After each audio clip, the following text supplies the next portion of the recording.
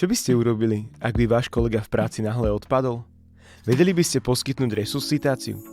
Vedeli by ste v rýchlosti nájsť na pracovisku lekárničku?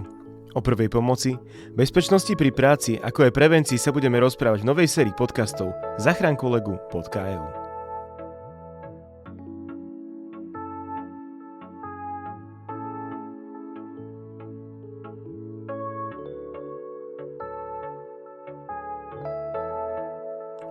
Nereaguje na oslovenie, na zatrasenie. Určite ste sa aj vy stretli s osobou na zemi, na lavičke či zastávke. Ruku na srdce, koľkokrát nám v hlave prešla myšlienka, je naozaj v poriadku? Mám alebo nemám ísť za ním? Priatelia, dnes sa budeme v našom podcaste Zachraňkolegu.eu v rámci Safety Training for Practical Life projektu venovať téme bezvedomia. Medzi nami vítam svojho kolegu, zdravotníckeho záchranára a inštruktora prvej pomoci Jakuba Mišnicu. Jakub, vítaj medzi nami. Ahoj Peťo, zdravím všetkých poslucháčov tohto podcastu a ďakujem za pozvanie. Není zač. My sme radi, že si prijal pozvanie a že si našiel čas, lebo viem, že proste si jeden zo záchranárov, ktorý je naozaj veľmi plne vyťažený. Je to taký štandard aj u nás na záchrannej zdravotnej službe, to si musíme povedať, že to asi na celom Slovensku, pretože naozaj tých záchranárov, no nie je to úplne taký, že prebytkový, luxusný tovar, ktorý proste zrazu nájdete hocikde na ulici. Začnem takou klasickou otázkou, Jakub.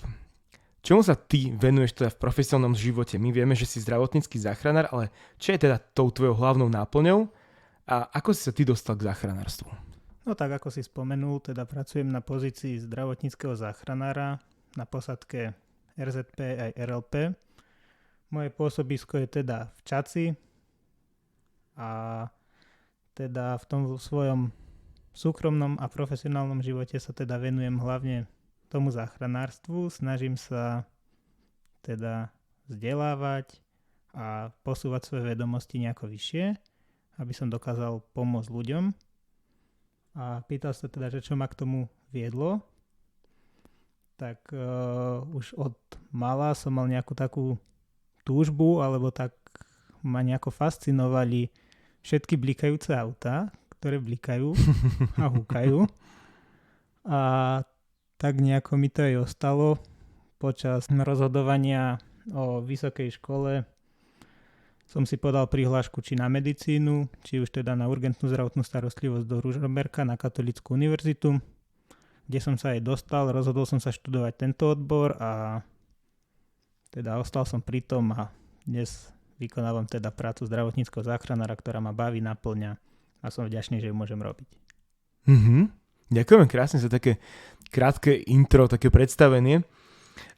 Vieš čo, možno by sme našim posluchačom mohli približiť, ty si povedal, že fascinujú ťa blikajúce autá a prečo napríklad nie hasičstvo? Prečo práve teda zdravotnícke záchranárstvo, keď si má možnosť si vybrať? Alebo v čom je možno takéto to záchranárske, však už robíš to nejaký ten rok teda na tej pozícii zdravotníckeho záchranára, aj keď vieme, že si naozaj ešte jeden z tých mladších zdravotníckych záchranárov. Možno keď sa niekto rozhoduje, niekto z poslucháčov, že chcel by teda takúto prácu, rozmýšľal nad tým, že by sa stal zdravotníckym záchranárom, čo by si mu odporúčil?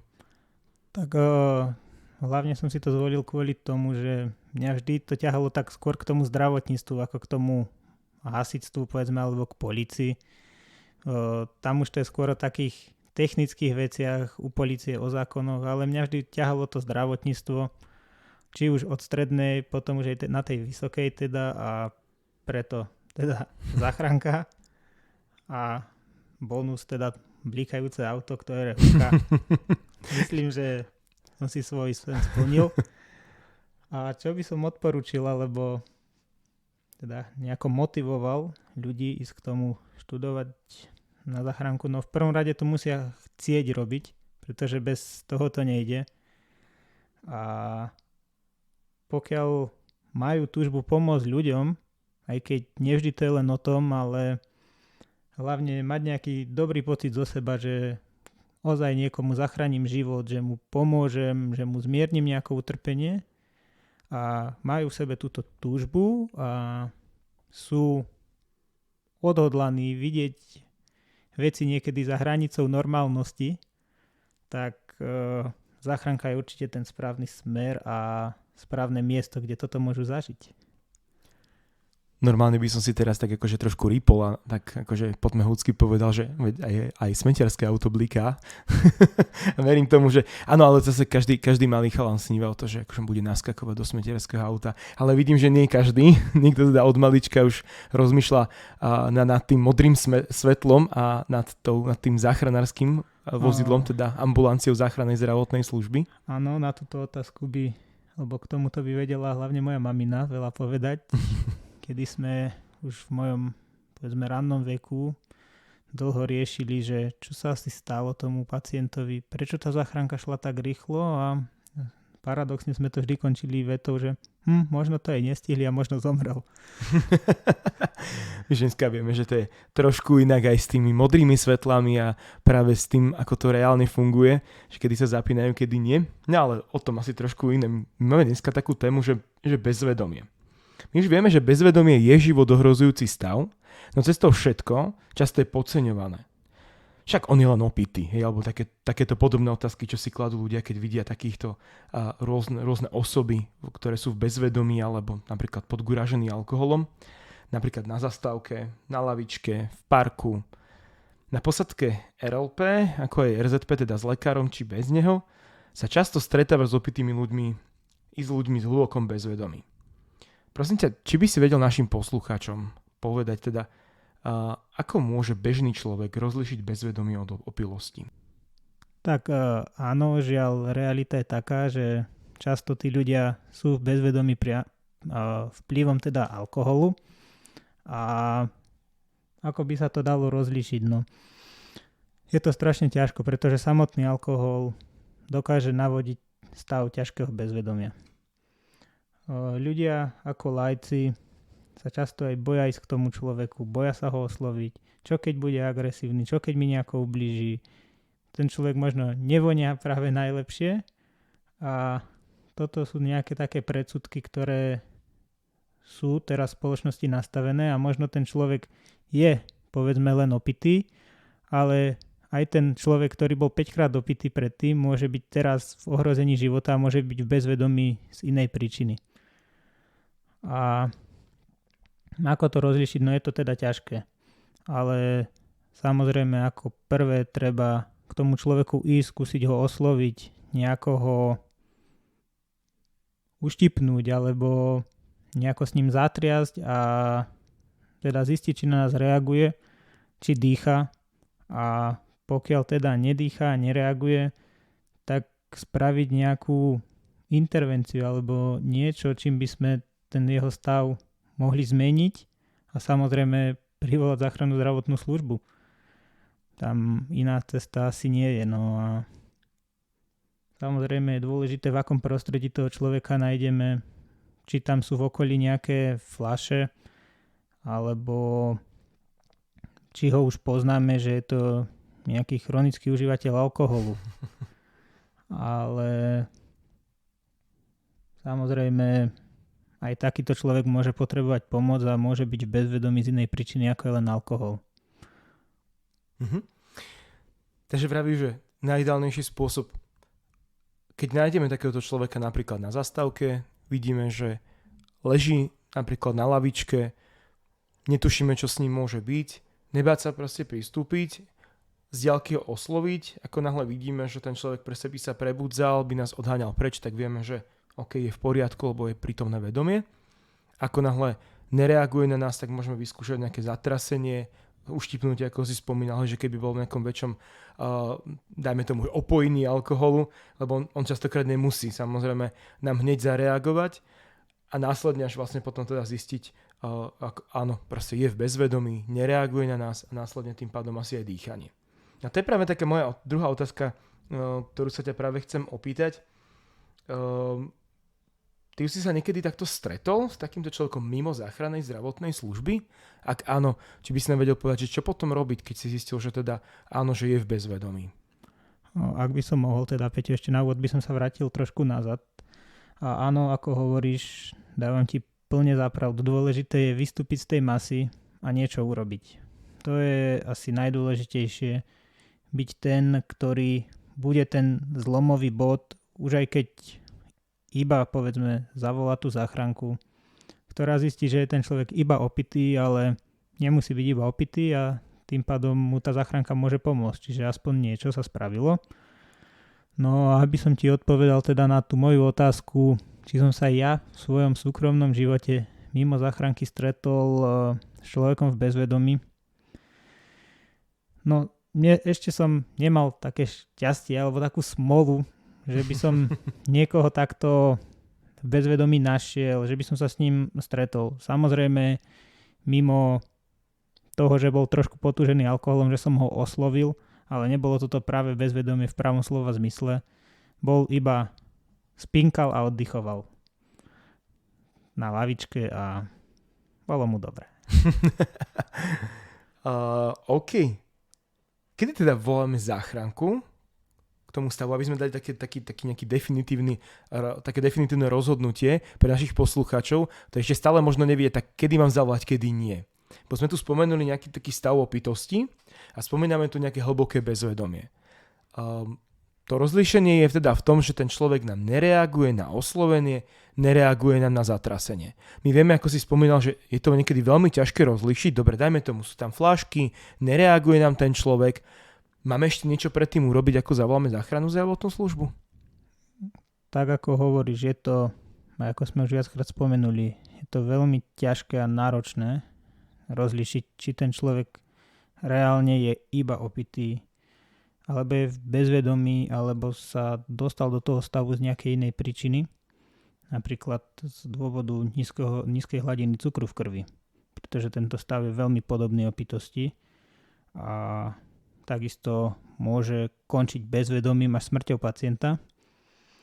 No a teda kedy volať, kedy nie, to je ťažko uniformne odpovedať, ale povedal by som teda, že zavolajte nevždy, ani nie že nikdy, ale vtedy, keď ten jedinec teda vyhodnotí, že ten pacient ozaj tú záchranku potrebuje, ale aby sme sa dostali nejako tak po bodoch k tomu, že kedy. Skúsim ho osloviť z diaľky. Ten človek nereaguje. Skúsim prísť k nemu bližšie, oslovím ho výraznejšie, stále nereaguje. Skúsim ho nejako teda bolestivo pokmásať alebo uštipnúť, či už do ucha, či už za trapezový sval, alebo akokoľvek inak. Štuchnem do ňoho. Keď ani vtedy nereaguje, zvolím ešte trošku väčšiu silu. Ak sa nám ani toto nepodarí, a už som sa dostala sem, tak by som ľuďom odporúčal zistiť, že či teda dýcha, aj keď to niekedy nemusí byť príjemné, pretože ten človek môže byť povracaný, ako sme už spomínali, nemusí dvakrát príjemne voňať, nemusí nás nejakým spôsobom pre nás byť príťažlivý, alebo teda veľmi vábivý, ale už keď sme sa dostali až do tohto bodu, že už sme vystúpili z tej masy, tak ozaj prosím ľudí o to, aby zistili, či reálne ten pacient dýcha.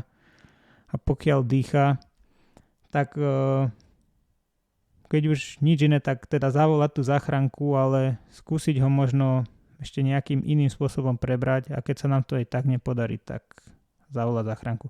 Čiže v konečnom dôsledku to končí tým, že zavolám tú záchranku, ale nejaké tie kroky predtým podniknem, aby som sa to pokúsil zvrátiť, lebo možno 2 zo 100 ľudí sa mi takto podarí zobudiť a znížim vyťaženosť záchranky a bude dostupná zrovna pre niekoho, ktorý si odreže nohu, alebo bude dostupná pre dieťa, ktoré má febrilné krče z teploty, alebo pre iné alebo pre iný nejaký závažný indikované stavy, dopravné nehody. Uh-huh. Dobre, ďakujem veľmi pekne, že sme to takto aj po bodoch rozobrali. Takže prídem k nemu, teda zachovám nejakým spôsobom vlastnú bezpečnosť, oslovím, zatrasiem, prípadne keď tam vidím alkohol, skúsim urobiť aj nejaké iné podnety, aby naozaj som akýby chcel výraznejšie zobudiť, či naozaj len nespí, alebo či to naozaj nie je len taká nejaká ľahšia forma práve opitosti. Keď nie, tak robíme teda záklon hlavy a kontrolujem prítomnosť dýchania. Ešte to si môžeme teda povedať, lebo toto je tá najpodstatnejšia vec, ktorú potrebujeme zistiť, lebo ak by nedýchal, tak tam začíname teda už takú tu, mohli by sme povedať, že taký zlatý bod teda prvej pomoci, teda tú tzv. KPR, alebo tá kardiopulmálnu resuscitáciu. Akým spôsobom zistíme u takého človeka, či dýcha? Tak pristúpime k tomu človeku bližšie, spravíme záklon hlavy, napriek tomu, že nám to nemusí byť dvakrát príjemné. Tú hlavu zakloníme, priložíme svoje ucho alebo líco k jeho nosu, alebo teda ústam, čím cítime prítomnosť dýchania, počujeme ju, tú prítomnosť toho dýchania a ešte obzvlášť, keď budeme svoj pohľad upierať na hrudník tohto pacienta, tak vidíme, či sa ten hrudník dvíha a tým pádom vieme zistiť, či ten človek dýcha alebo nie. Ak dýcha, je to menej závažný stav. Ak nedýcha, musíme vykonať, ako si povedal, KPR, kde už je potrebná záchranná zdravotná služba a teda voláme záchrannú zdravotnú službu a kde nás už naši operátori linky tiesňového volania budú presne inštruovať, aj keď sme nikdy túto KPR nevykonávali, presne nám povedia, čo robiť, ako robiť a budú po celý čas s nami na telefóne až do príchodu záchrannej zdravotnej služby, čo pokladám za jednu z výhod dnešnej doby, že môžeme takto byť aj na diaľku s tými ľuďmi a pomôcť im. Aj samotné bezvedomie teda je životohrozujúci stav, aj keď akože menej závažný samozrejme, ako si povedal, ako KPR, ale aj tam musíme vykonať nejaké kroky. Mnoho ľudí vie, že keď sa povie bezvedomie s prítomným dýchaním, tak je ešte častokrát aj z čias dávno minulých napadne stabilizovaná poloha.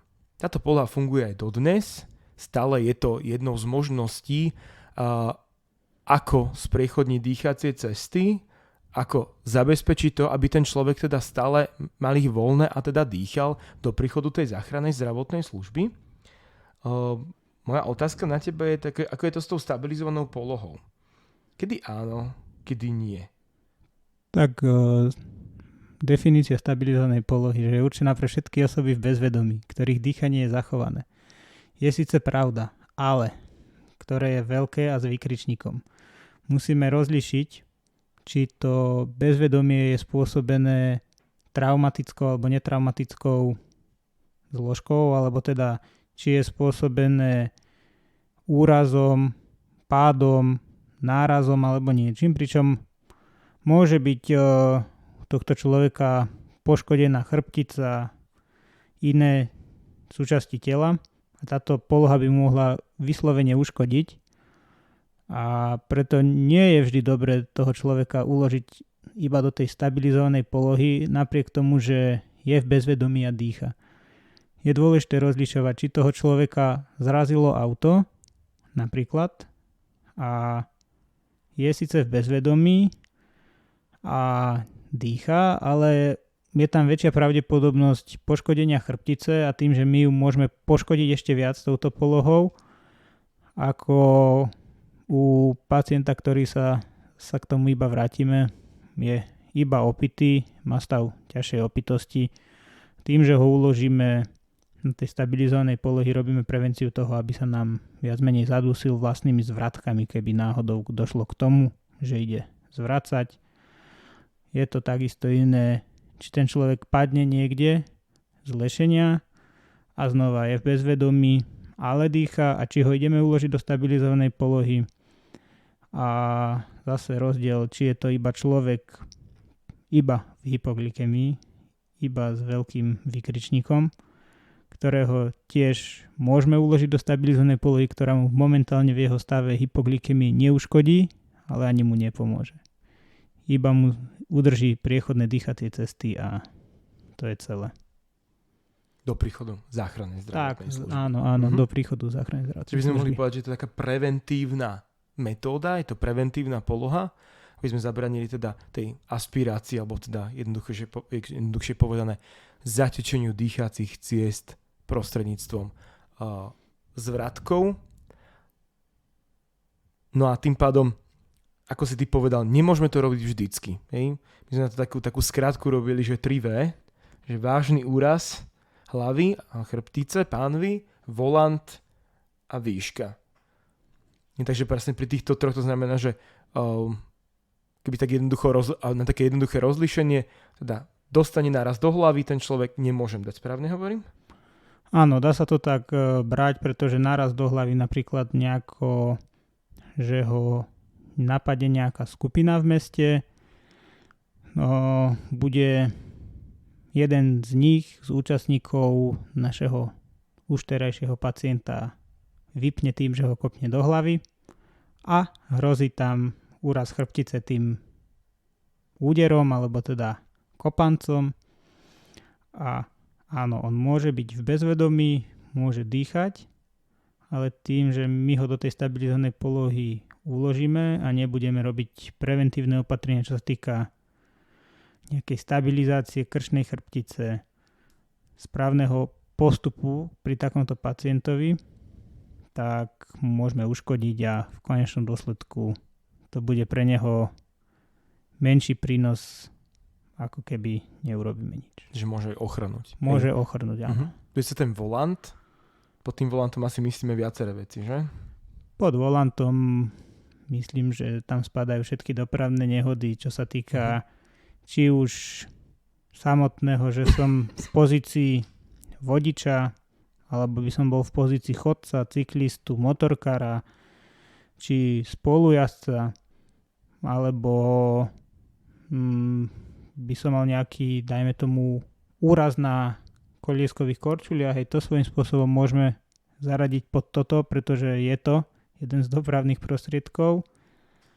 A znova, môžeme byť bezvedomí z inej príčiny a môžeme stále dýchať a stále sa opakujeme, ale je to tak, že tou stabilizovanou polohou môžeme tomu pacientovi viacej uškodiť, ako spraviť pre neho nejaký benefit.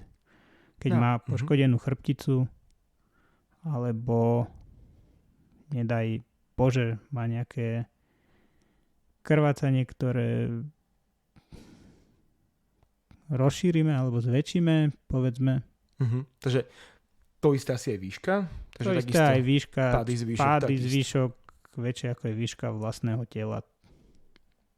Môže takisto spôsobiť presne poškodenie chrbtice. Takže preto by sme nemali toho človeka teda polohovať do stabilizovanej polohy. Takže ostáva nám vlastne všetko to, kde nie je úraz, ale veľmi dôležité, musí ten človek určite dýchať. Čiže by som možno tak našim poslucháčom zdôraznil veľmi dôležitá vec. A keď uložíte toho človeka do stabilizovanej polohy, aspoň raz za minútu, to znamená pravidelne kontrolovať, či ten človek, či tá osoba v bezvedomí, ktorá dýchala, nám neprestala dýchať. V takom prípade by sme museli zahájiť KPR. Dobre, Jakub, ja si myslím, že my sme vyčerpali asi náš čas, kedy sme naozaj rozprávali o bezvedomí s prítomným dýchaním.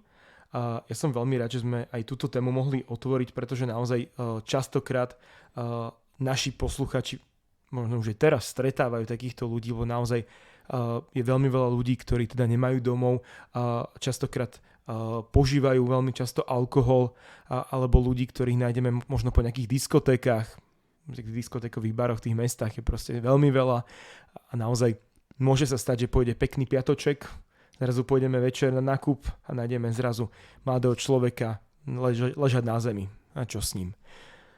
Priatelia, ja vám ďakujem krásne za tento podcast, za to, že ste nás počúvali. Špeciálne ďakujem nášmu vzácnemu hostovi Jakubovi Michnicovi, zdravotníckemu záchranárovi a inštruktorovi prvej pomoci. Jakub, ďakujem ti krásne. Aj ja ti ďakujem, Peťo, ďakujem, že som tu mohol byť, že som mohol k tomu niečo povedať, že si mi dal toľkú dôveru a vložil si do mňa nejakú nádej, že by som k tomu niečo vedel povedať. A na záver by som asi chcel zdôrazniť, že možno sa nebať iba vystúpiť z tej masy. To je asi také najdôležitejšie, čo by sme tým mali odkázať, posunúť, motivovať ľudí, že vystúpiť z tej masy, prísť k tomu pacientovi, nejako s ním zatriasť, možno ho skúsiť teda uštipnúť a následne už riešiť, čo nám ponúkne daný stav. I keď to je bolo nastrašne dlho, keby to chceme rozoberať úplne na drobné a myslím, že náš čas sme vyčerpali. Takže Presne ďakujem, tak. že som tu mohol byť ešte raz.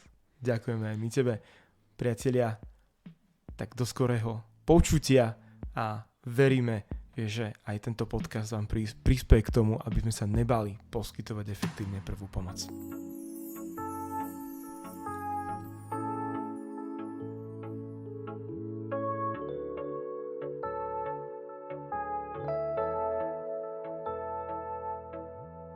Podcast zachránkolegu.eu bol vytvorený ako súčasť projektu Erasmus+ pod názvom Safety Training for a Practical Life. Podcast zachránkolegu.eu je financovaný Európskou úniou.